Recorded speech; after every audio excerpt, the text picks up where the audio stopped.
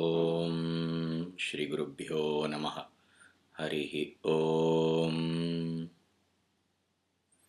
ಓಂ ಗುರುಬ್ರಹ್ಮ ಗುರುರ್ವಿಷ್ಣು ಗುರುದೇವೋ ಮಹೇಶ್ವರಃ. ಗುರುಃ ಸಾಕ್ಷಾತ್ ಪರಂ ಬ್ರಹ್ಮ ತಸ್ಮೈ ಶ್ರೀ ಗುರವೇ ನಮಃ. ಓಂ ಶ್ರೀ ಗುರುಭ್ಯೋ ನಮಃ. ಹರಿ ಓಂ.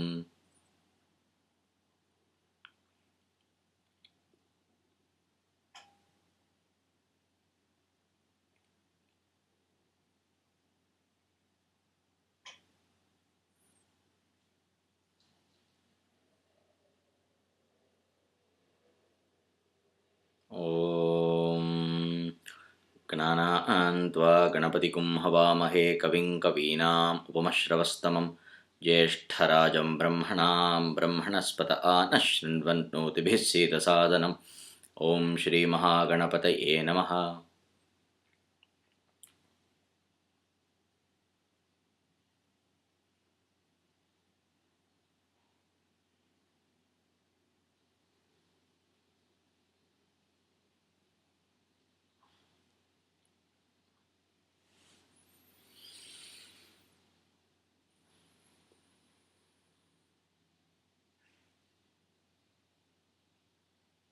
ಓಂ ಐಂ ಹ್ರೀಂ ಶ್ರೀಂ ಶ್ರೀ ಮಾತ್ರೇ ನಮಃ. ಓಂ ಓಂ ಪ್ರಪನ್ನಪಾರಿಜಾತಾಯ ಸ್ತೋತ್ರವೇತ್ರೈಕಪಾಣಯೇ ಜ್ಞಾನಮುದ್ರಾಯ ಕೃಷ್ಣಾಯ ಗೀತಾಮೃತದುಹೇ ನಮಃ. ವಸುದೇವಸುತಂ ದೇವಂ ಕಂಸಚಾಣೂರಮರ್ದನಂ ದೇವಕೀ ಪರಮಾನಂದಂ ಕೃಷ್ಣಂ Vande ಜಗದ್ಗುರುಂ.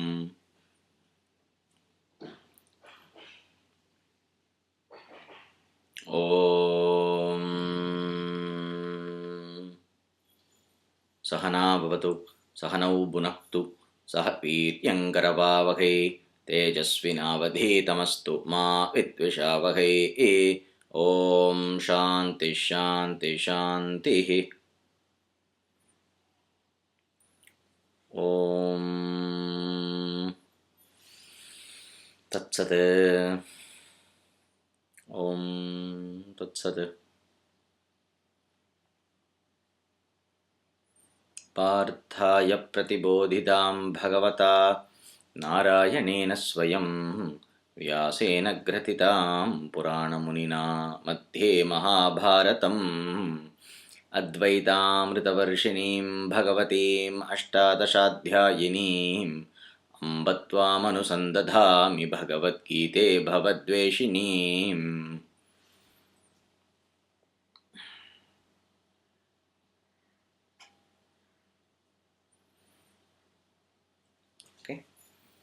So we will continue our discussion on the concept of yajna that we were discussing in keeping with the third chapter of Bhagavad Gita while we are studying the third chapter.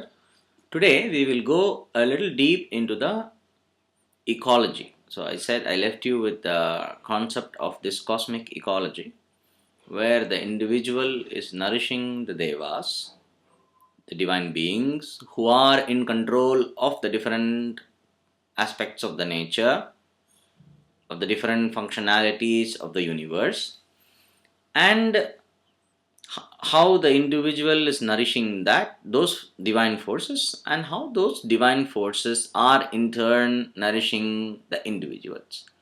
This concept we have been discussing. Today I will deviate a little bit from the traditional flow of teaching to give a certain explanation that makes this whole idea intelligible for the modern mind, which is not groomed by the Shastra, but which is groomed more by science and by our so-called secular education. So, with that thinking, how can we appreciate what the Shastra is telling? So, with this background, we need a certain kind of a explanation that bridges the communication gap, the gap in between what the Shastra is trying to say and how we read into the Shastra, because we don't think like the Shastra. So how we can gradually mold our thinking according to the Shastra. For that, any tool is useful. As long as the tool is helping us to think according to the Shastra, that tool can be considered as a valid tool, even though if it is not exactly according to the Shastra. So these are all human additions from time to time to make the teaching intelligible to the people, to the human consciousness of that particular time and of that particular zone in the world. Now, before we go into the explanation, we will take a re-look at these verses of the Bhagavad Gita, which are talking about the relationship between the humans and the devas, and the concept of yajna that nourishes this relationship, in the interrelationship between the interdependence between the humans and the devas. So it started like this. This world is bound by works other than those done as yajna, O son of Kunti. Free from attachment, do action as yajna.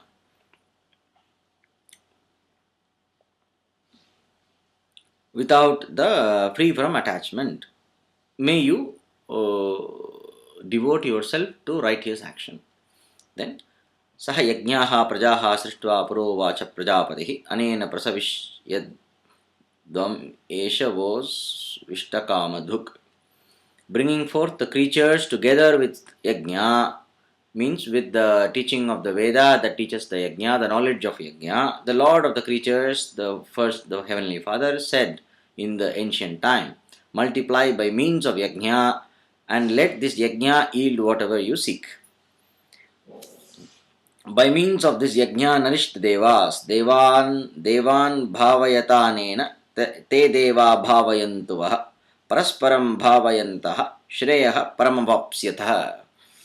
By means of this yajna nourish the devas. Let the devas nourish you in return, mutually nourishing each other, mutually contributing to each other. May you win the highest good. May you attain the highest good. Highest good here means, according to our flow of discussion, it means moksha through the process of self-purification. May the yajna, a life lived according to yajna, provide the necessary conditions that are required for the knowledge to take place.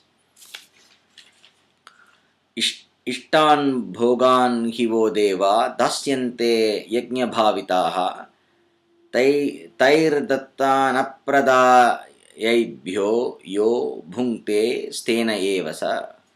The devas, the gods nourished by the yajnas will yield all the enjoyments that you seek, all the different kinds of bhoga, all the different kinds of comforts that you seek. Verily, that person is a thief who enjoys without giving back to the devas, or without giving the due recognition to the devas as the source of the life nourishment that they receive, the gifts given by them, without recognizing the role of devas in the gifts given by the devas. The giving back to the devas the share of the gifts given by them.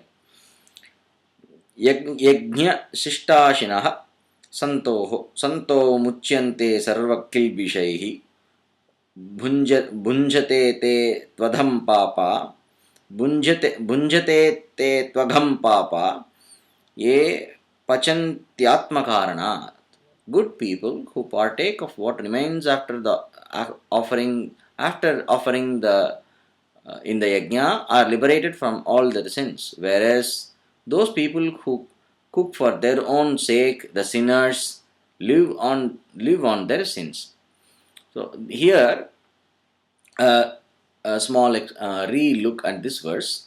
Here it says, those who cook for themselves are sinners. Only those who take the result of yajna, which is the prasada, they alone are eating and nourishing themselves. And in that process of eating the prasada of yajna, a person is liberated from all sins. How is it possible? Now, when we do a yajna, the food sustains the life cycle. The process of getting the bhoga, the process of obtaining that comfort or that food, the process of obtaining food for the purpose of yajna, in which the food production and the consumption includes the process of yajna. When it does that, the devas are nourished. So then what happens? Whatever food you eat is like a gift from devas. Devas, who are the devas? Devas are nothing but different functional aspects of Ishvara. So the food that you take is a prasada from Ishvara. If you don't have in that, what happens? So what happens to all the result of the bad karmas that are involved in the production of food?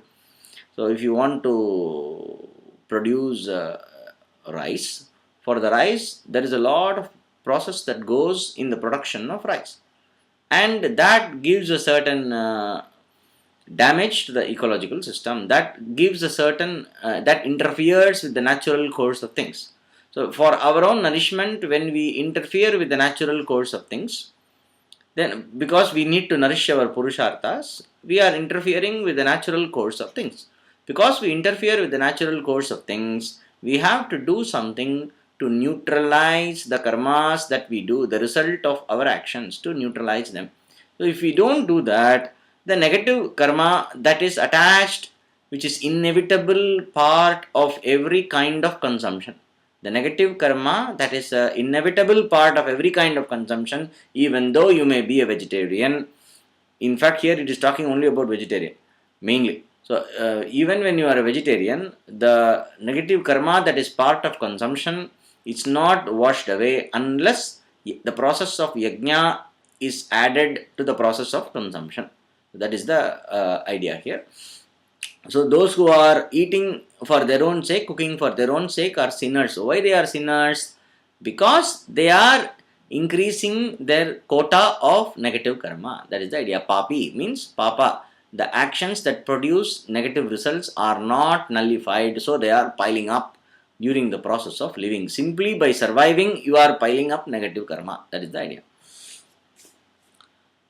You may ask why the animals don't get all this. Animals are also consuming. A tiger is going and killing a deer.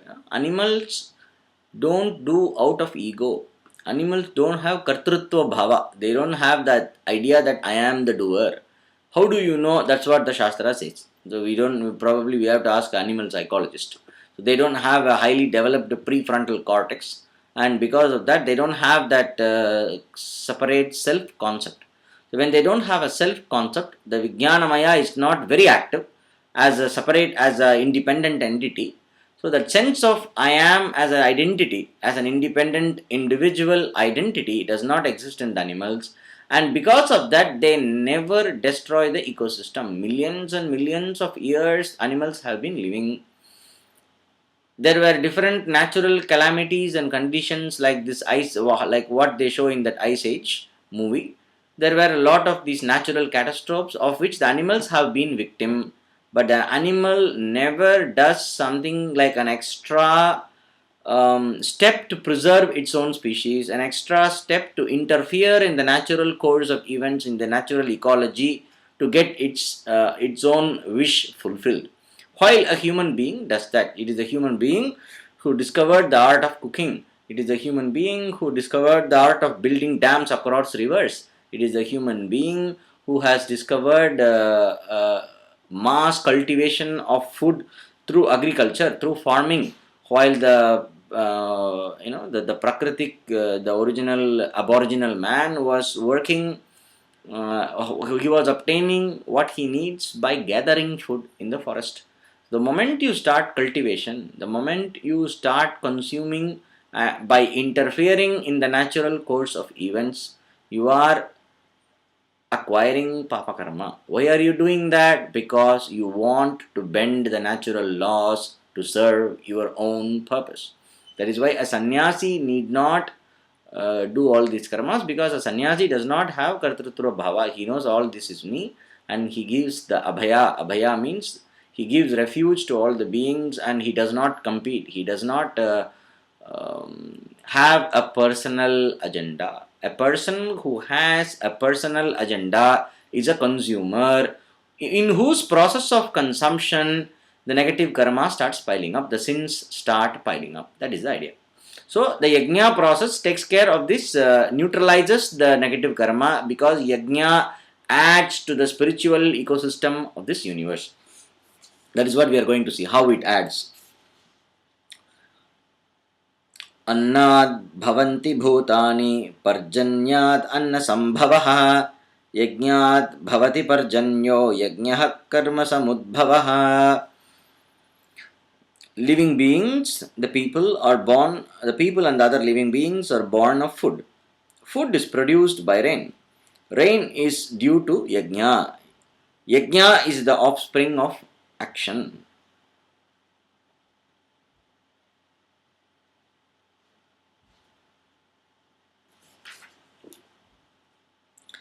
Now, yajna is the result of action. Here it tells about a certain important concept that is behind the yajna.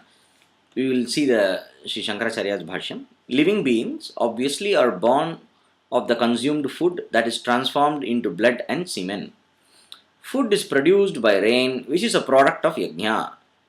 That is what Manu Dharma Shastra, here Acharya quotes Manu Dharma Shastra, where Manu says, when you do yajna, yajna brings rain. Rain is a product of yajna. Now, the offering which is properly placed in the fire goes up to the sun.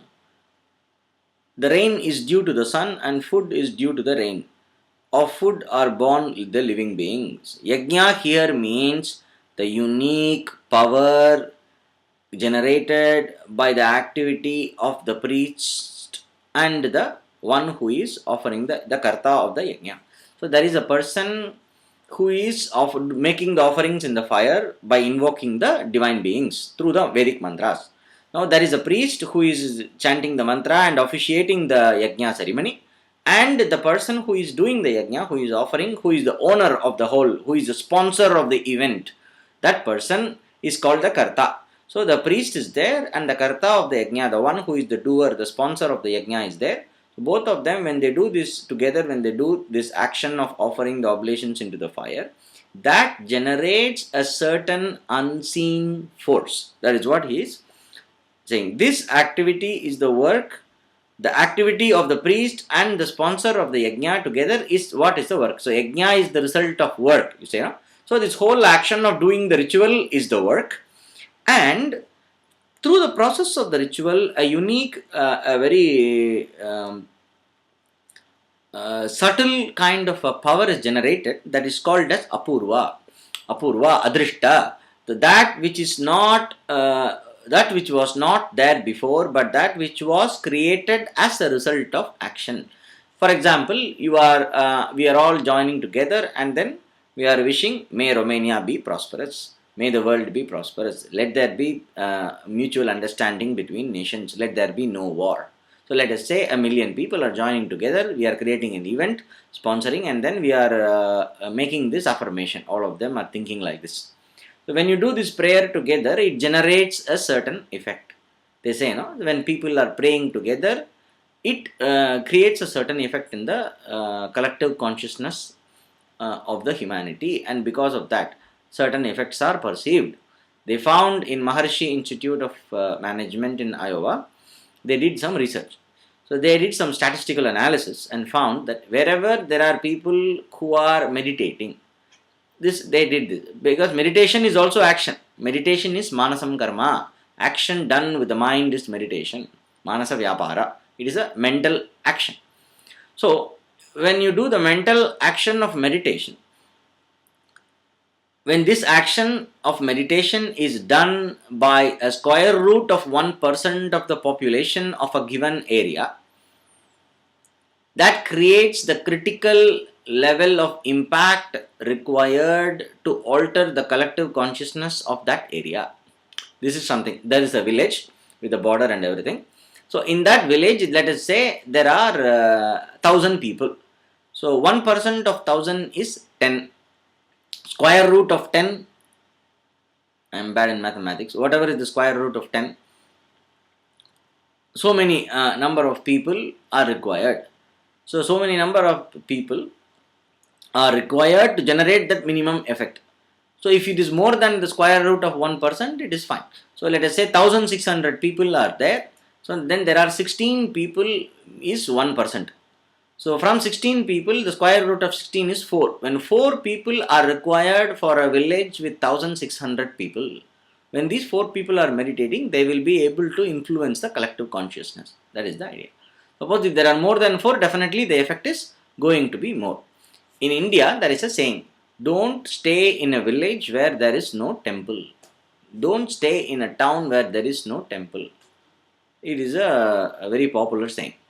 So why? Is because in that village, in that place, when there is no temple, that means the yajna attitude is not there. When the yajna is not there, the people will start living according to their own likes and dislikes.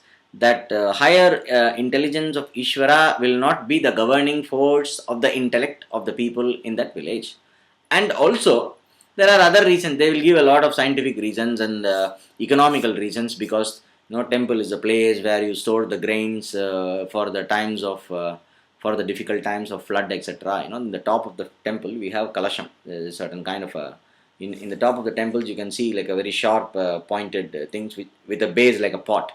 So in that they store a lot of food grains, and that is supposed to absorb the thunder or lightning or anything comes, that is supposed to repel the lightning. It acts like a lightning arrestor. So many other terrestrial benefits are also there because of a temple. But here it is also meaning the psychological benefit, the spiritual benefit. We should not neglect the spiritual benefit and keep giving only terrestrial explanations. Terrestrial explanations are valid also, but the spiritual explanation is equally important. Okay. So now, here, the main point here is yajna is the unseen result produced as the result of action done according to the Vedic rituals. Here we can also add agama. Also according to the smritis, there are some specific, like our puja. When we do our puja, the worship, what we do in the altar, it is a smarta karma. It is not a Vaidika karma. It is the action done according to the agamas, according to the certain teachings of masters and certain great beings. It is not exactly Vedic karma. So some Vedic mantras are all involved, but the process of worshipping a deity is in an altar is not the Vedic style. It is the agama based. So we can include Vedic karma plus agama karma, but Bhagavad Gita, being the essence of the Upanishads, highlights on the Vedic karma. Karma brahmodbhavam vidhi, brahmakshara samudbhavam, tasmat sarvagatam brahma nityam yajne pratishthitam. Know that this work is born of the Brahma, the creator of the beings, who is in the form of the Veda, the Brahma. Brahma samudbhavam means that the Veda is born of Brahman. So Veda is considered as Shabda Brahman. So karma brahmodbhavam, that means the action is born of the teaching of the Vedas, which are nothing but Brahman in the sound form. Here is a very important point. Karma Veda samudbhavam is not given here. Veda is known. He says Brahma samudbhavam. Why Brahma samudbhavam? Veda equal to Brahman. Veda is called Shabda Brahman. Veda is the mind of Ishvara. Ishvara's mind and Ishvara, the knowledge of Ishvara and Ishvara are not separate. The knowledge is the intelligence, and the knowledge of Ishvara is the blueprint. It is the intelligent cause behind this universe. When we say Lord as the intelligent cause, we mean the Veda.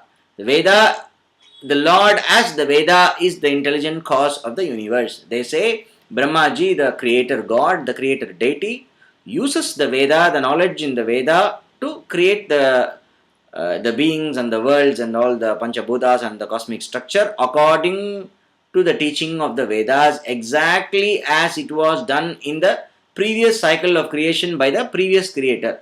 For every creation cycle, one creator will be replaced, every kalpa. So every one Brahma is gone, next Brahma will come. So as this Brahma will also do the same job like the previous Brahma. Simply the protocol is being followed. So the action is born of the Vedas, which is the Brahman in the form of sounds. And these Vedas are born of the imperishable reality, Akshara Samudbhavam. Then Tasmat Sarvagatam Brahma. Therefore, the all-pervading Brahma, who is in the form of Veda, is forever established in action done as yajna. So Brahman is rooted in yajna in the sense it can be taken as the Brahma, the Brahman, the Saguna Brahman, the Ishvara is centered, is rooted in yajna. Ishvara is invoked through yajna, and the Brahma Jnana is also rooted in yajna because the life lived according to yajna, the different yajnas done produce the result that nourish life in a sustainable context, which gives inner maturity, which in turn makes it possible for a person to obtain the Brahma Jnana, to obtain the knowledge of the ultimate reality as one's own self. Okay, so the Brahman is rooted in yajna, like that it comes. He who fails to conform to the cycle of functions thus established. Here, in the previous verse, we have the commentary by Sri Shankaracharia, which we will have a look at. Work is born of Brahman. Brahman is the Veda. Born of Veda means revealed by the Veda. The yajna, the actions, the different kinds of yajnas in this context are the actions that are recommended by the Veda as yajna. These actions are revealed by the Veda. This is what is meant in this description. Again, Brahman or Veda is born of the imperishable or the Brahman, the Supreme Self. That Brahman here means the Veda in the sense. Since Brahman, the Veda, is directly derived from the Supreme Self, the imperishable, since the Brahman as the Veda, the Shabda Brahman, the Brahman in the form of sound, which is the Veda, is derived directly from the Supreme Self, the imperishable reality, like the vital breath. Therefore, the all-revealing and the eternal Veda is established for all times in Yajna, the Yajna being the dominant theme of the Vedas. That is what Sri Acharya is saying here. Here, there is a very nice important point. The Veda is directly derived from the Supreme Self like the vital breath. They say the Veda is like how the breath is for a person, for a living being, how the breath is. That means the urge to breathe, the urge to live manifests as the breathing. So how the prana manifests as the breathing rhythm, like that the Supreme Being manifests as the Veda. The individual, the consciousness, the principle of life in us is the imperishable reality behind, from which comes the urge to breathe. Similarly, the imperishable reality, the Brahman, which is the ground reality of everything, from that, like a spurt of urge to breathe, comes the urge to create, first expressing itself as the sound Om. So it starts like that, and then the whole Veda is revealed, and the creator, according from the Veda comes the creator, and the creator creates according to the Veda, like that it goes. The Veda is considered as Brahman in the form of sounds, which is knowledge. So knowledge and the sound are not separate. So it is not making sound, it is not sound, it is basically, Veda means the matrix of information, you can take it like that. No? The matrix of information which manifests as different vibrational patterns. Every vibrational pattern that is around us in what we see as the world is nothing but different sets of vibrational patterns interacting with each other. Every atom is nothing but an idea. Every particle is nothing but an idea. All these ideas put together is what is this world. And every particle is nothing but a pattern of vibration of energy. Energy vibrating in a certain way is a particle. So when energy vibrates in one way, it is up quark. When it vibrates in another way, it is down quark. Like that, this is what we know from science, that all the particles are nothing but patterns. So when we look around in the eye of quantum physics, there is only patterns and nothing else. There are all quantum wave functions. So every quantum wave function is nothing but a certain spanda, a certain expression of the Brahman according to a certain expression of Brahman as Veda. Every quantum wave function is a certain expression of Brahman as Veda. So what you see around as patterns of vibration that quantum mechanics is talking about is nothing but, every pattern here is nothing, that is what is described in the Shastra as Brahman in the form of sound, which is Veda. So a Veda mantra is directly connected to the core vibratory pattern that sustains a certain structure in this universe. And through these patterns, we can create any structure. When a Vedic yajna is done, that yajna creates a certain power that affects the different cosmic rhythms and manifests a certain pattern. It collapses a certain pattern out of this field of possibilities, which is this universe. So that is how it is. That is how the action creates yajna, and yajna creates the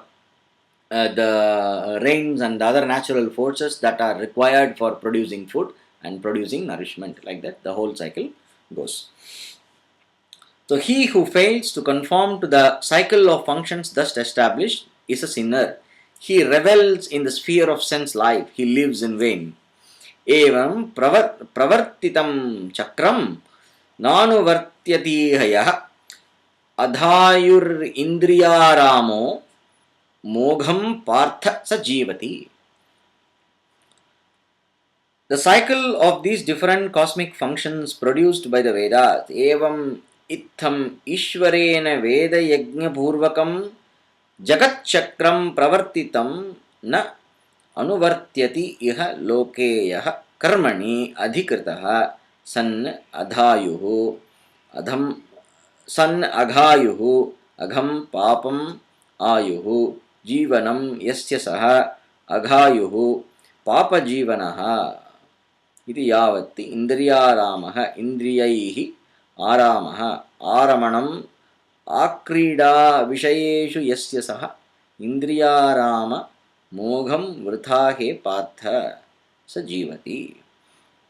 In this world, that person who being competent to do action, that means the one who is qualified only for doing action, that means a person who lives according to the likes and the person who is driven by likes and dislikes, who has a tendency to be driven by likes and dislikes, a person who does not have the knowledge of the self, the person who considers oneself as the doer and enjoyer, such a person is qualified only to do work. Every time Sri Shankaracharya makes an emphasis here to make us understand this teaching is not meant for sannyasi, this teaching is meant only for a karma yogi, the person who does not know the self-knowledge, the one who is not qualified for self-knowledge yet, the one who needs to go through the process of active life lived intelligently according to the injunctions of the Veda and go, which is necessary for purification, which is essential for the knowledge to happen.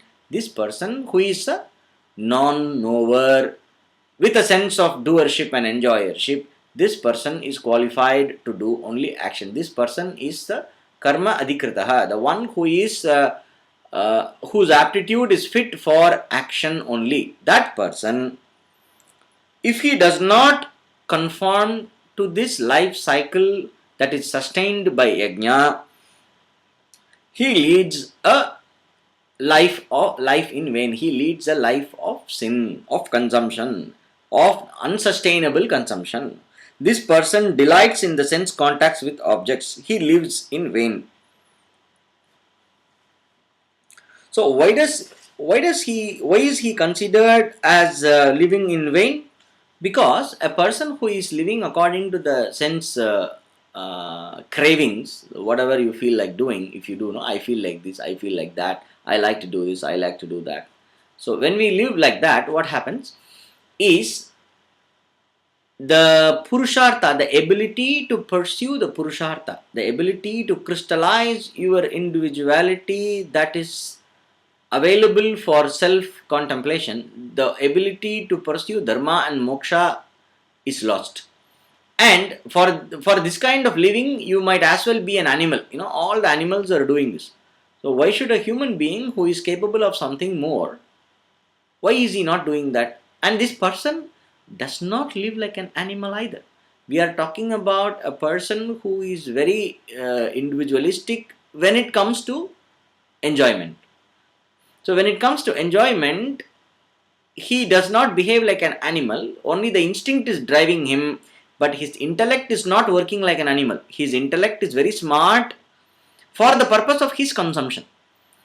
And in that process, what happens when the sense desire alone decides how you should live, what you should do, what all you can do, but all this is directed by the sense craving, then this person becomes blind to the ecology of this universe. When this person becomes blind to the ecology of the universe, then he becomes a source of disharmony. And also, not only that he is creating disharmony for the universe, he is creating disharmony for himself or herself.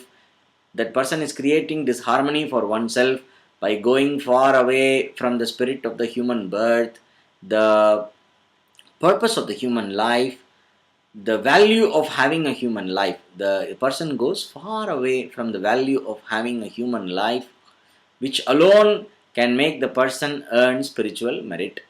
The person becomes incapable of earning spiritual merit, and not earning spiritual merit, a human being is living in vain. So that is the idea. So you might as well be an animal, just to enjoy life. You could have been born in a bhoga yoni, womb that is designed for enjoyment. Why should you be born in a womb of a human being which is designed for yajna? That is the idea. For the person who delights only in the self, who is content with the self, who finds satisfaction in the self alone, there is no duty to perform. So here, the next verse onwards, he brings the main import of the Shastra, the intended meaning, then where he excludes the sannyasi from this. He excludes the knower of the self from this whole yajna, obligatory duties of a person of action. Okay. So before we go into that, we will now discuss the concept, the idea of this cosmic ecology, which is a slight deviation from the Shastra, but which is required to develop the attitude that is necessary for understanding the spirit of Shastra. Okay. Now we will do some modern thinking. If you look at this universe, there is this planet Earth. From the planet Earth, if you take a shuttle and go out and look around, what is there? What is the possibility for you to find another planet Earth nearby? If you take the Milky Way galaxy, to find another planet is such a like Earth. They have not found another planet like Earth with living beings in this galaxy. They say it might be there in another galaxy. So in this whole galaxy, there seems to be only Earth. And they say there may be life on other planets. They are talking about some microbial life, some unicellular organisms, like the primitive indicators of life. That's what they are saying. So when we look around this universe, the possibility of this Earth to crystallize with such a fantastic ecosystem that supports life, it makes it impossible for us to ignore the possibility of involvement of organized intelligence that directs the matter to organize in a certain way. It is impossible to ignore the presence or the role of intelligence, consciousness behind this organization of matter that facilitates the formation of Earth and the living beings. We have this, Akashad Vayuhu, Vayoragnihi, Agnerapah, Adhya Prithvi, Prithvi Ebhyo Aushadayaha, Aushadibhyo Annam, Annat Purushaha. So Purusha is the man, and it begins with space. From the space comes air, from the air comes fire, from the fire comes water, from the water comes earth, from the earth comes the different plants, and from the plants and the food comes Aushadihi, comes food, from the plants comes food, and from the food comes the individual. That is what is the principle of life, and from the principle of life comes the individual. So this process, when you look at it, this space, where does it come from? Atmanah Akasha Sambhutaha. All these elements beginning with space come from the self, from the Atma, from consciousness. So from consciousness comes everything. So now we know from science also that the role of consciousness in the organization of matter cannot be denied.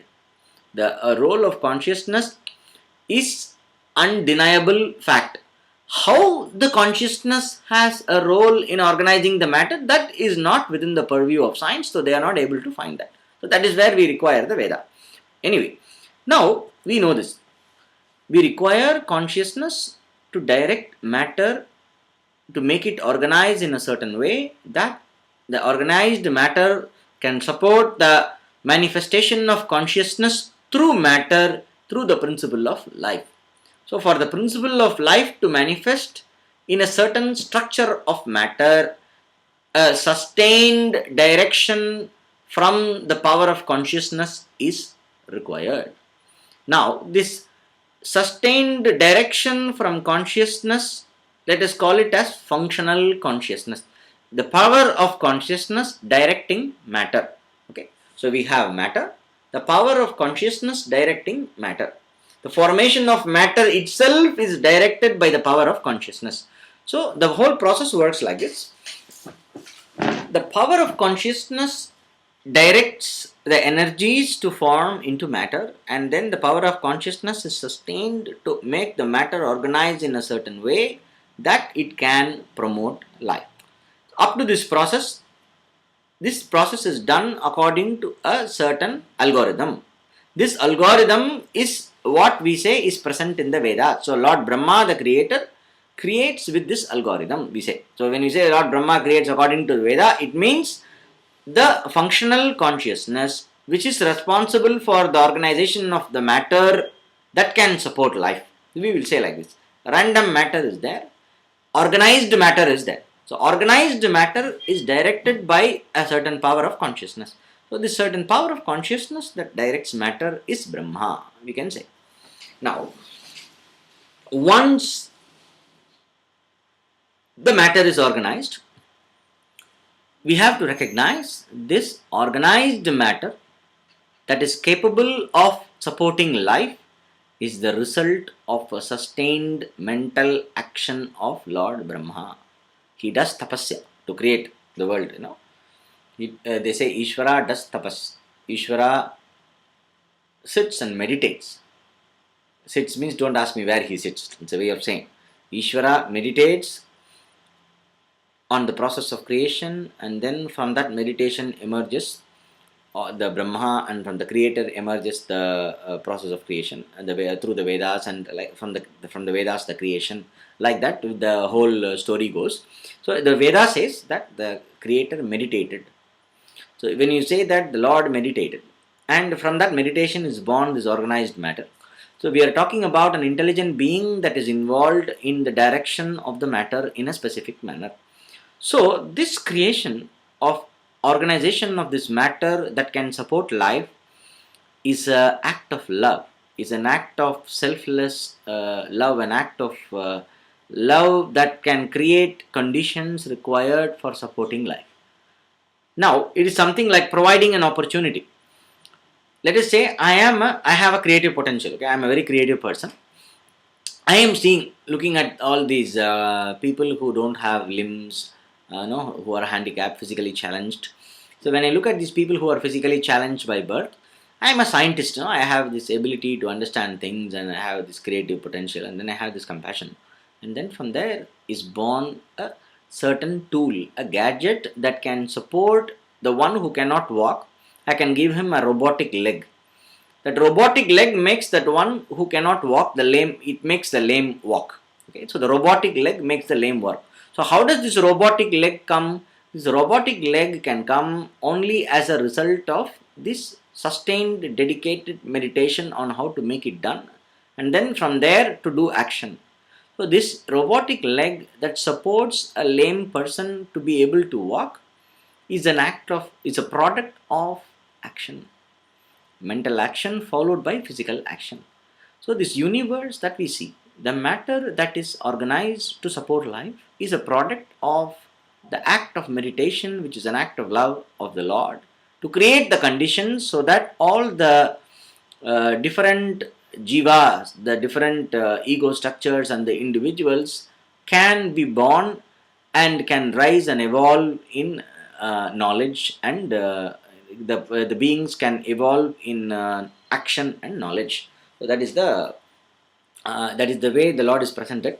Even in the Yoga Sutra, in Patanjali Yoga Sutra, if you read Vyasacharya commentary, if you read, in that commentary he says, the Lord created, when it comes about Ishvara Pranidhana, the Lord says, let me rise up, let me awaken this jiva from his slumber and make him realize his true potential and his true nature. So it is an act of love. So, and it's an act of, it's a reaching out, it's compassion, it's unconditional, boundless love that makes, is a labor of love. This formation of matter to support life. Love and intelligence powered by love. That is what support. That is why in India, here in Tamil language, they say Anbe Shivam Aduve Nisham. Love is Shiva. That is the truth. That is the one saying like this. Anbe Shivam. So Shivam is Anbu. Anbu means love. This unconditional, boundless grace that facilitates organization of matter. Okay. So now, the Lord, having created this universe, having created this cosmic structure that supports life, we see now the structure is a result of sustained mental action of the Lord. Now, in this structure, this has to be sustained. If the structure is created, but how to sustain the structure? The structure will not be sustained unless the certain functionality of consciousness is maintained. A certain organized nature cannot be sustained. So then what happens from the level, it is like a program, from the level 1 algorithm emerges the level 2 algorithm, which supports one little purpose. There is this basic, you have this operating system, and then you have the applications, and then from the applications you have sub applications. So you have Microsoft Excel. From the Microsoft Excel, I can create a user friendly, a user interface or a user centered application based on Microsoft Excel to support a certain business functionality. Now, an application developer uses Microsoft Excel and creates one application where this person who is sitting in the cash counter is able to do some simple actions and run a business. This person does not know how to create this application in Microsoft Excel. He knows only to enter that product name and the number, and then the price comes and everything comes and the total is done, everything is done. So how does it happen? This is done by a person who was doing this action that produces the possibility to have this specific user-centered customized application based on Excel, which itself is an application program. So Microsoft Excel is a possibility. That possibility is created by a system level programmer who has created this Microsoft Excel, which is the interface between the basic computer, which is the hardware and the machine code and all that, this binary language, and from an interface between that and the one who is creating application, the application developer. The application developer and the system, there is an interface which is operating system. And then based on the operating system, there is a language that can program the operating system in a certain way. It can create certain things. I am not able to say in a very technical manner. It's an indicative kind of an explanation, just to logically understand, because this computer is a well organized tool that is based on intelligent organization of information, and the whole process is there in the computer. So based on that, it is easy to explain. So we have the computer, the hardware, you have the operating system that bridges the gap between the programmer and the binary electrical circuit that is there in the integrated chips. And there is application developer who knows how to talk to the operating system and the applications, and then the lower level application developer, he knows how to talk to the applications. So there is level 1, then the level 2 order that is based on the level 1 order, then there is a level 3 order based on the level 2 order, then there is the level 4 order based on the level 3 order. So now it has to be sustained. So but when it comes to these different ecosystem natural processes, you have to sustain. There is a point up to which you need a certain critical level of action that creates enough force to sustain a certain functionality in matter for a certain period of time. Like, you roll a ball, you take in the bowling, you take a ball and that ball, and then you roll it. If you need a specific level of force for that ball to go and hit the bottle which is in the other end of the bowling alley. Now if I just put it like this, it will roll slowly, it will hit here and there. So it needs force and a direction. So when the force and the direction is applied, till the force is exhausted, it goes until it goes and hits the target and stops. And the energy is used for the intended purpose. Similarly, action is done in a certain direction with a certain level of force involved, which is the prana. So in a yajna, we put prana and we put the information, the intention and the direction, which is the prayoga, according to the rules given in the Veda. When we do that, that creates a certain force. Now, all these different structures are not fancies of God. Now when we go back to the source, why does the Lord create this universe? Because there is demand. It is like, let us say, why does a person start an organization? So there is somebody who starts an organization that is feeding the poor. Let us say there are people who are living on the street who don't have money and they need to be given food. So in India there is one person who is collecting a lot of donations and just cooking food and making packets and going and giving it to all the people who are living on the streets, the homeless, the one without money. He goes and gives. One social worker is there. He did it in his spare time when he was working, and slowly the appreciation became more and the support came more, and he's now doing this full time. He's only doing this. Probably in that process he also eats his food. That's all. So this process is going on. So now this person, why does he see? He sees a need. And need, the hunger, Lord Sri Nisargadatta Maharaj used to say, desire brings the object, hunger brings the food. So there are a lot of people who are hungry, who are looking for food. They have that desire. Now there is one person with a lot of compassion. So immediately he picks up this need in the collective consciousness and he wants to reach out and do something about it. And then he does a yajna of making food for all the people who are hungry. No? So now, in the same way, Swami Dayananda used to say in his Tattva Bodha, in the book Tattva Bodha, when he gives the commentary, he says the Vijnanamaya, the ego. When we talked about the 5 koshas, we say the jiva is the Vijnanamaya, the jiva, the individual soul that we talk about. The technical word for this individual soul is Vijnanamaya, the one who is the modification of knowledge. The individuality is an idea, all this I explained. No? So the jiva or the soul is nothing but Vijnanamaya.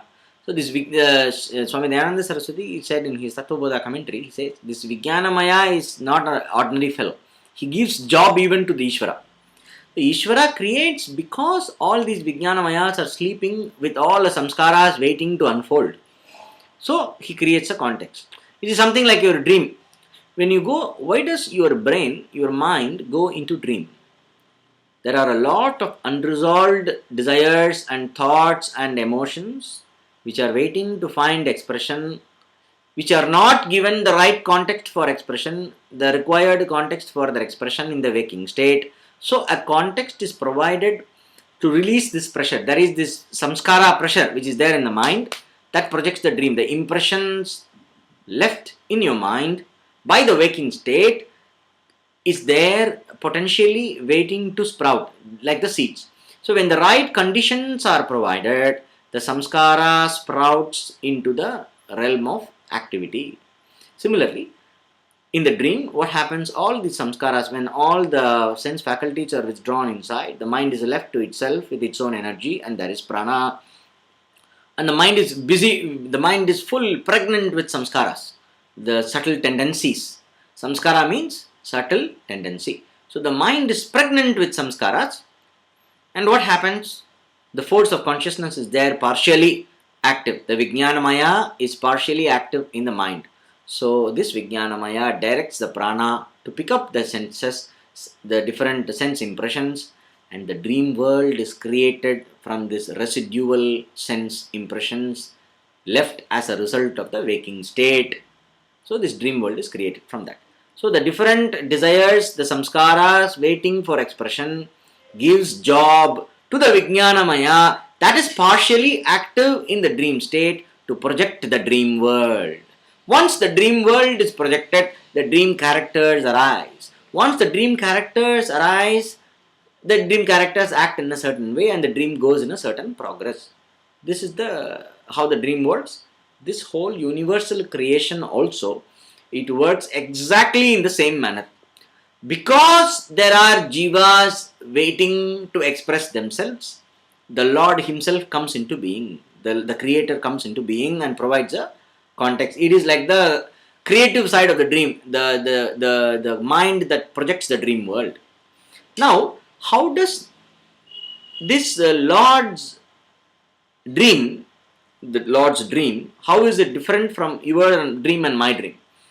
In our dream, the Vijnanamaya is not fully active. It is not a conscious action. But the Lord's projection, it's a tapasya. So when you create, there was a rishi also, when there was a rishi master called Sage Vishwamitra. He was the one who revealed the Gayatri mantra. Though in our hall, we have this Gayatri, this picture is called Gayatri Devi. So this Gayatri Devi represents the three Vedas and it is the core mantra, Savitri mantra, which is the practice, the prayer that is done by every person who study with the Veda. They have to do this mantra. So this mantra's rishi is Vishwamitra. This Vishwamitra was a man who was always keen on proving himself. So he had some psychological issues and so he always wants to prove himself. He's always competing with another rishi called Vasishta, who is a little higher grade rishi than him. So he's always in this competing spirit. And so what he did, there was one king who wanted to go into heaven with the body. So he, with using his power of austerities, he projects him into heaven. And he was thrown back from the heaven by the king of the heaven, which is Lord Indra, that human beings cannot come into the heaven.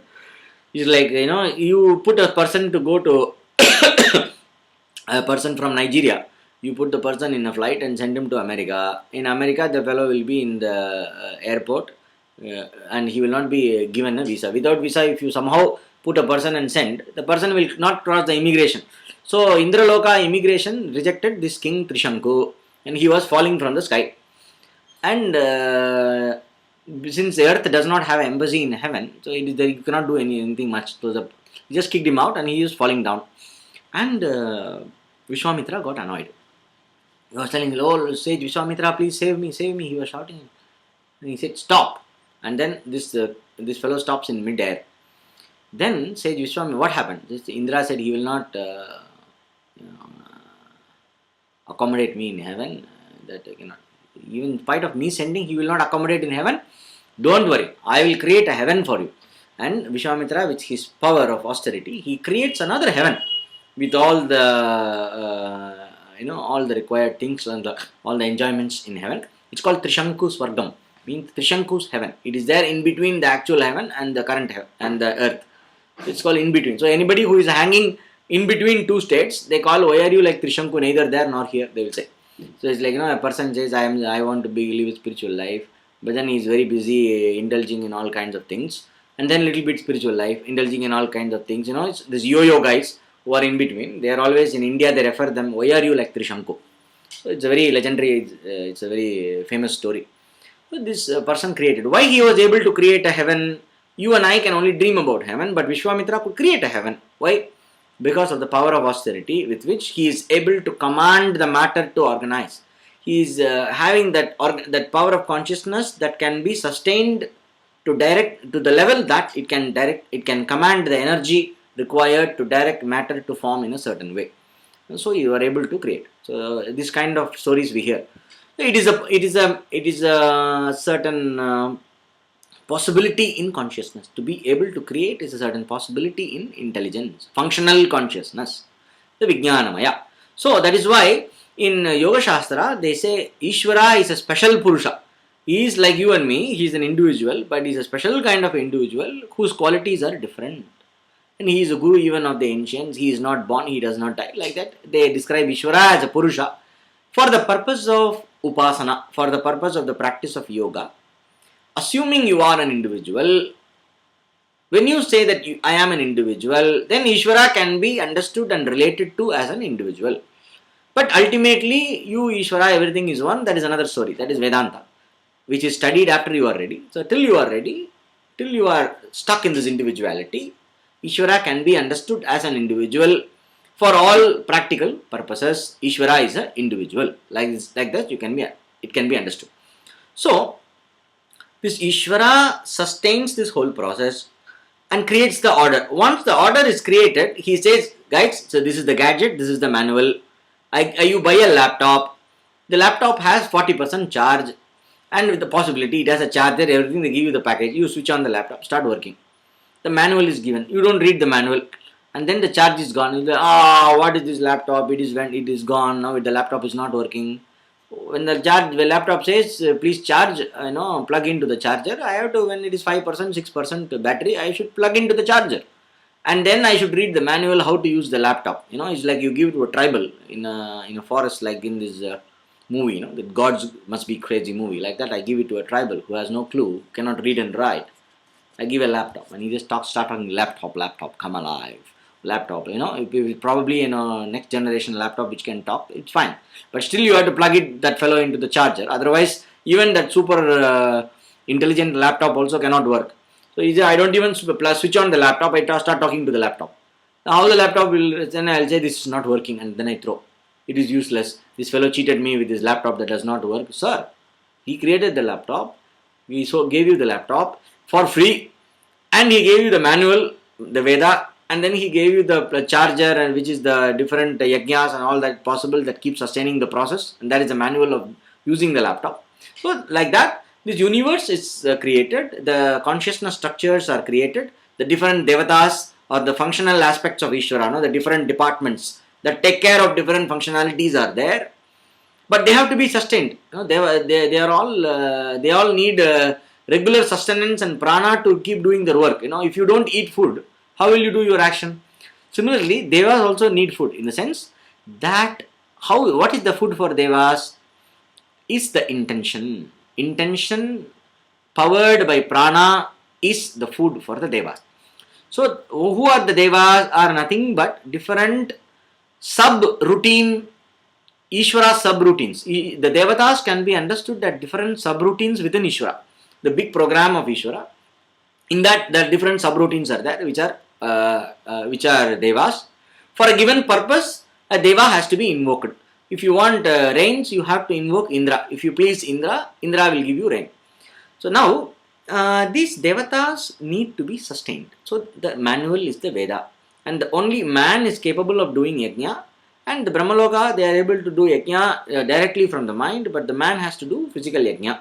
So the 4 kinds of classes of people are created. In that, the first 3 categories are qualified to do yajna, who have a certain internal qualities. But they are given the manual of yajna, the rishis are created, and the rishis reveal the Veda, and then they teach you.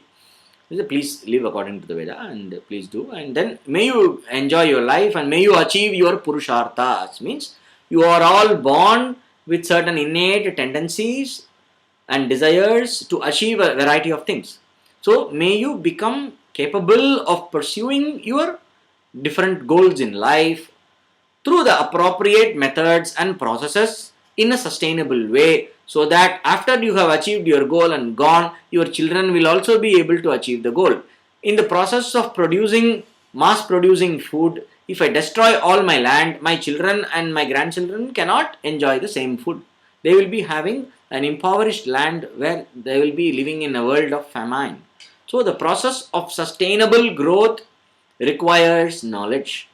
If I don't know what is sustainable growth, I will damage the environment in the process. I will also damage myself, and I will damage my entire race, and then I will be scratching my head wondering why the God is not taking care of me.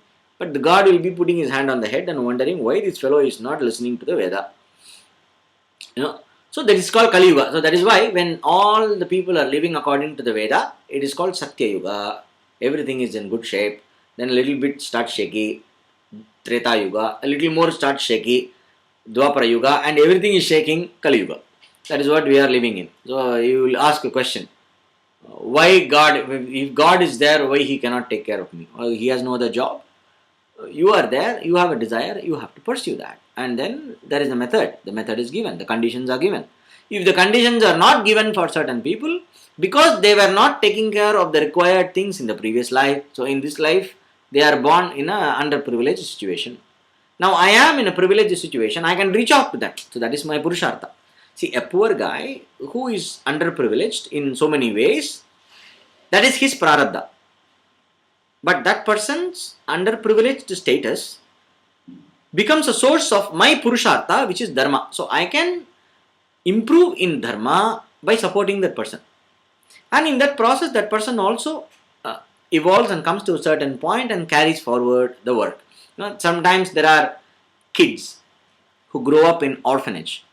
And after they grow up, they support the orphanage. They understand this and then they start earning money. And then after that, they also start supporting an orphanage. It goes on. This Vipassana camp, an opportunity is unconditionally given for people to meditate. They meditate for 10 days. It is a yajna. It's a kind of yajna. So after that, what do they do? After meditation, they give donation to the Vipassana center. And after that, the next course is conducted with the money derived from the donation given from the previous course.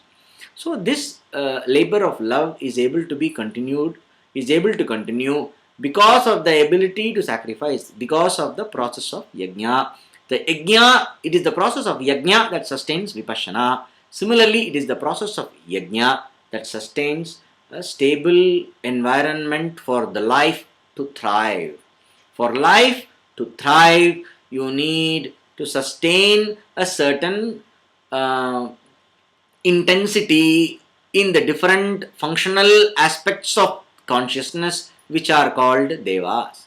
So every functionality, every rhythm in this universe, let us say the rhythm, the climatic rhythm to be in a stable, harmonious manner requires a certain intelligence to sustain it.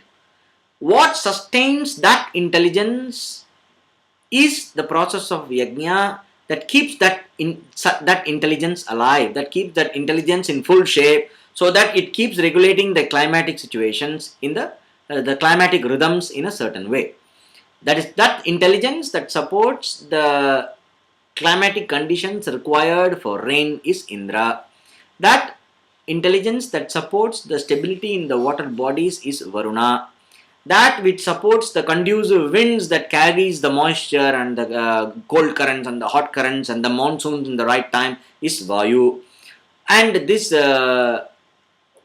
the power, the fire which is required for the yajna, that which carries the offerings to all the other devas is the power, the intelligence that is inherent in the fire is called Agni. Like that, we have different structures of intelligence that are behind the scene. They are all the operators behind the scene. The devas are the different structures of the functional consciousness, different programs in functional consciousness that are behind the scene. These programs have to be invoked and nourished on a regular basis if you want all the functionalities to be intact and sustained in a certain level of order. So if you don't do yajna, what happens? Rain comes from yajna. Rain is a product of yajna. That means if there is no yajna, there will be no rain. That is not the point. There will be rain, but the rain will not come in the right time. Exactly when you want to harvest the crop, there will be a torrential rain that can destroy all the crops. What happens is, when you don't do yajna, the order cannot be sustained. The order starts dissipating into more and more chaos. It becomes more and more chaotic. For order to emerge out of chaos, this is the point. For a certain order to emerge out of chaos, a sustained activity that creates this order out of chaos, an action, a sustained activity that produces the energy required to create this order. You have a concept in physics called entropy. Entropy means it's a disorder. So the more is the entropy, the system is stable, physics will tell you. The more is the entropy, the system is stable. How to increase the entropy? Reduce the energy. So if you want to reduce the entropy, it becomes a high energy state. All high energy states are inherently unstable. This is what physics tells us. What we will say, every high energy state to sustain requires a steady supply of energy. This is the positive side. I want to pursue my purushartha. I want to pursue my goal. To pursue my goal, I need energy and the conditions. The conditions have to be sustained. When the conditions will be sustained, only when I supply the required energy to sustain those conditions. When I supply the required energy to sustain those conditions in turn will provide the situation that is required to sustain me.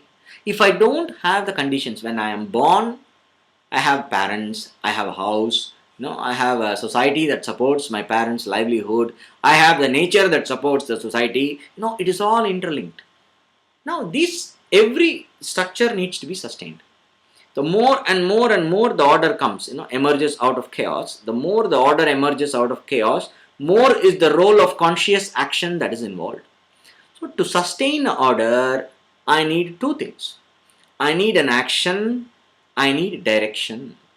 The direction is given by the Purushartha. The fundamental direction for an action is given by Purushartha. The direction of action is sustained. I go in the direction with a proper tool. I pursue that direction which is given by the Purushartha says, pursue this.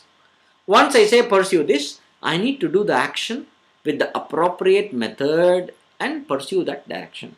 So the action done according to the prescribed proper method required to pursue that result in that direction is provided by the manual. If I want to have food that is easy, palatable, I have rice, I have the gas, I have a vessel, I have water, I have salt, I have the spices, I have some vegetables, I have some lentils, I am hungry.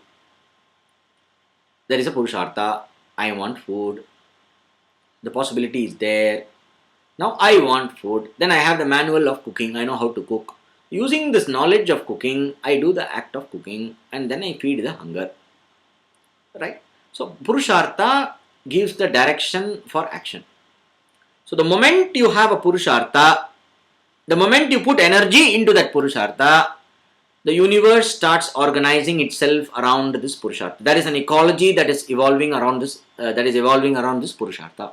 So a lot of people are pursuing a Purushartha and putting energy into that direction. An order is emerging around that.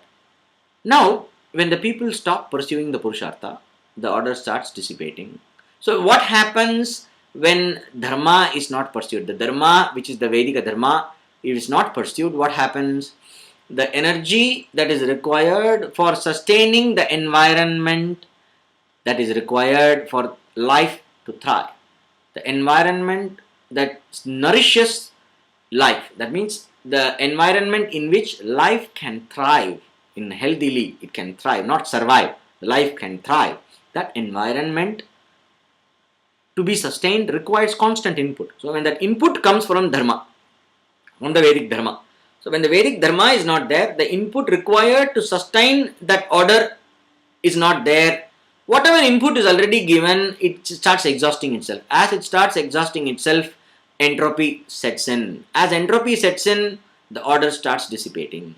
And things start becoming more chaotic. Things start becoming more unpredictable. They used to say, in ancient India, 3 rains per month. 1 rain for all the priests who are doing the yajnas, 1 rain for the king who is ruling correctly, and 1 rain for the subjects who are living according to Dharma, like that, who are living in a proper devotional, responsible manner. Like 3 rains per month is supposed to come. They will. It's a very famous dialogue in our historical telenovel. It said that the king will come and sit in the court, and then he will say, "Minister, are we getting 3 times rain?" Because this fellow is busy in his harem, so he doesn't know whether it is raining 3 times a month. So he will come and ask, "Minister, tell me, what is the news? Is it raining 3 times a month?" This is a very famous dialogue. So you can see, if you see some historical movies in India, the king will come and say this. Is it raining 3 times a month? So raining 3 times a month is possible when dharma is taken care. That's what they say. So it is supposed to rain in a certain time. If I want life to go smoothly, it is supposed to rain in a certain time. It is supposed to shine sun in a certain time. It is supposed to get cold in a certain time. The 4 seasons must come in a proper manner. It is not suddenly you have winter till May and then the spring starts setting in at June and then suddenly it is raining in the middle of the summer and then there is snow in the middle of September and then in the December there is no snow. All this we are seeing, right? So all this chaos starts setting in, all the climatic rhythm starts getting disturbed. So the first sign when dharma goes off in a place, when the when the backup when the backup UPS done by the yajna of all the previous generations, when that UPS is start getting depleted, you will get UPS shouts king king king, it shouts like that. All these rhythms, natural rhythms, start getting more and more chaotic. People start becoming more and more disorganized. There is more disharmony setting in. This is all, and the disharmony starts thriving. How the harmony was thriving with the power of yajna, more and more consumption out of desire makes the disharmony to thrive, and then all the environment required for sustaining the life, for the life to thrive, the environment, the order that has set in out of this chaotic random universe, out of this random universe emerges an order, and the order is sustained by yajna. If the yajna is not there, whatever energy is there in the order starts dissipating, and the energy starts dissipating, the order starts dissipating, dissolving back into non-linearity, dissolving back into chaos. And when everything goes back into chaos, a child is born and then it sees there is no conducive environment to grow up. The child is insecure, the child goes crazy, and then the child becomes underdeveloped and becomes mentally challenged, emotionally challenged. All this problem happens because the right environment which was there before is not there. Suddenly food is not growing, food is poisoned, air is poisoned, water is poisoned, land is poisoned, the life starts going into chaos. The animals are all dying. Suddenly the bees are not there. Why they are not there? Monsanto corn is there. All the genetically engineered crops are there. Because of that, the bees are not pollinating anymore. Because of that, there is no honey. Since the bees are not pollinating, the flowers are not produced, the seeds are not, the fruits are not produced. Suddenly the fruit production goes down. Why? There are no bees to pollinate. Why there are no bees to pollinate? Our guy is busy spraying pesticide. So the bees are not there to pollinate. So this kind of adharma everywhere. Because of that, you don't know. Suddenly you will scratch your head. Global warming. All these are different alarms coming from this UPS losing power. If UPS, this order needs to be sustained. Again, somebody is doing yajna. They say, as long, there is one Tirukural. I always like this Tirukural. In the Tirukural it says, Nallar oruval ularel avar buruttu ellarkum peyyum male. There is one person who is living according to dharma. If there is one person proper, for his sake, the rain will pour for everybody. If there is one good person, for his sake, the rain will come. As long as there is one person living according to dharma, for that person's sake, rain will come. It says. So it's a very ancient sentiment. It's not just a sentiment. It has a firm basis in the Shastra. So if the still life is being sustained, it's because somebody is doing some yajna somewhere. Because of that, we are all living. So instead of consuming and living on somebody's salary, let us also contribute to the cosmic ecology that sustains life, that life to thrive. And there are different kinds of yajna which can be done. You need not do only Vedic yajna. Those who are not qualified for Vedic yajna, they can do Smarta yajna, Agamic yajna. Those different kinds of yajna. We have this Pancha yajna, Atiti yajna, taking care of the guest, taking care of the animals, taking care of the gods, taking care of the rishis. Like this, we have different kinds of taking care of the ancestors. Like this, we have different yajna. So when all those subtle forces that are behind the scene, in this order that has emerged out of the chaos, these forces that are nourishing this order have to be sustained, a constant feed of energy to them that reaches them through the process of yajna. Then those conscious forces that are sustaining the order provides the conditions required to nourish life. That way the devatas are nourishing life. For a plant is there, the seed is ready to sprout, it's a healthy seed. If the rain comes and when the water is poured, the seed sprouts into the plant.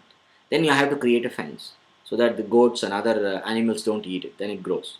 Once it becomes a big tree, it can sustain itself from the groundwater. Even when rain does not come for 1 year or 2 years, still that tree will survive, and in the next rain it will come back to full force again.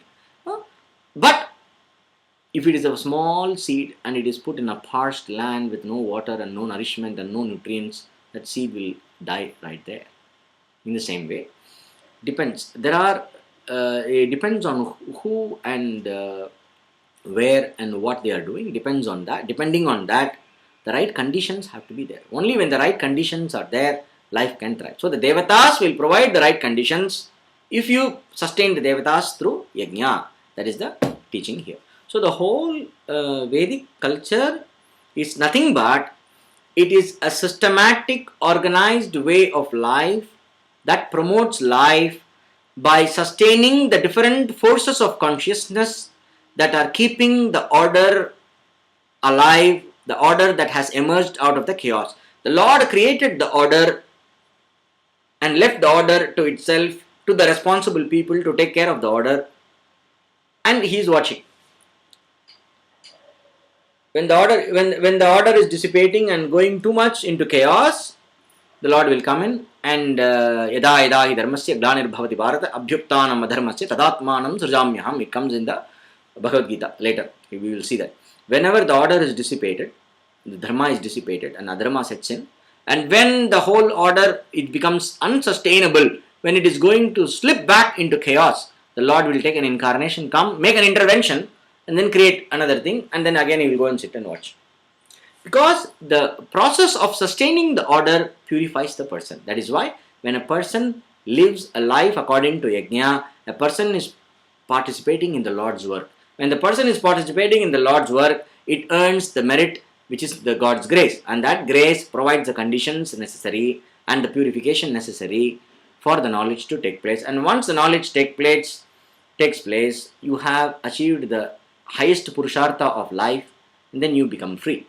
The more and more souls become free, the Lord is more happy, because the purpose for which He made this creation is He created this order out of this chaos. This purpose is being served, so the Lord is very happy. Lord Vishnu will be smiling in Vaikuntha. So that is the teaching.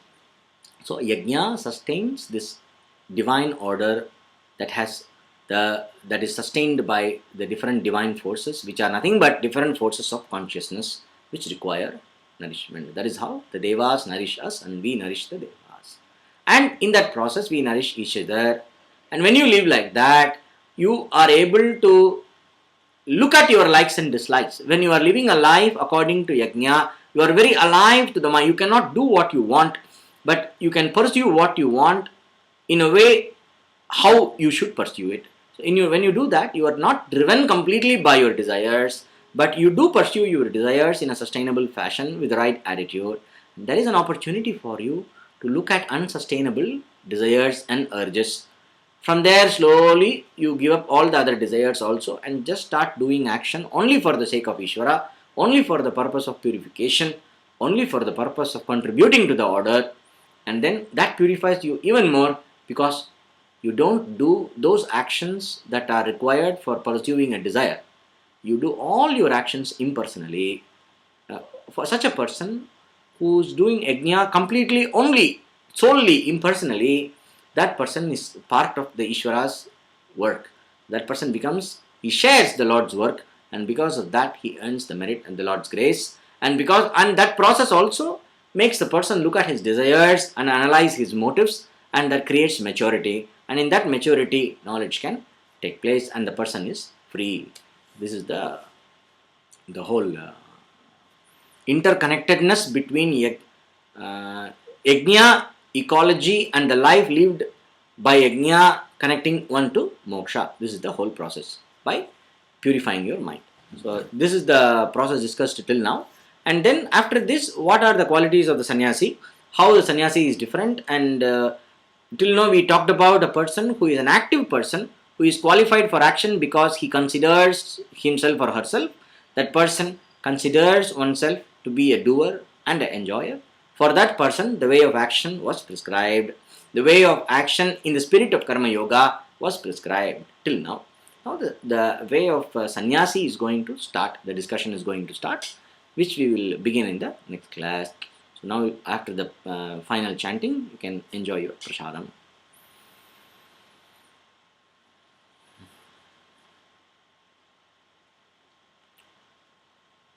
Om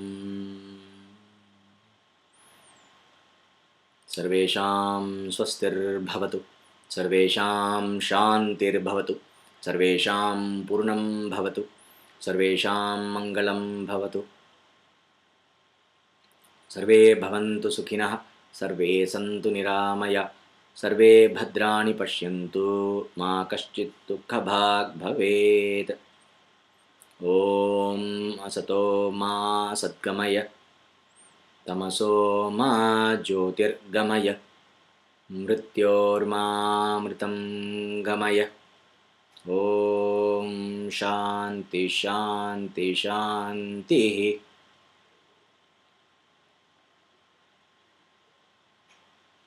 Om Purnamada Purnamidam Purnat Purnamudachyate Purnasya Purnamadaya Purnameva Vasishyate. Om Shanti Shanti Shanti. Om Tat Sat. Thank you.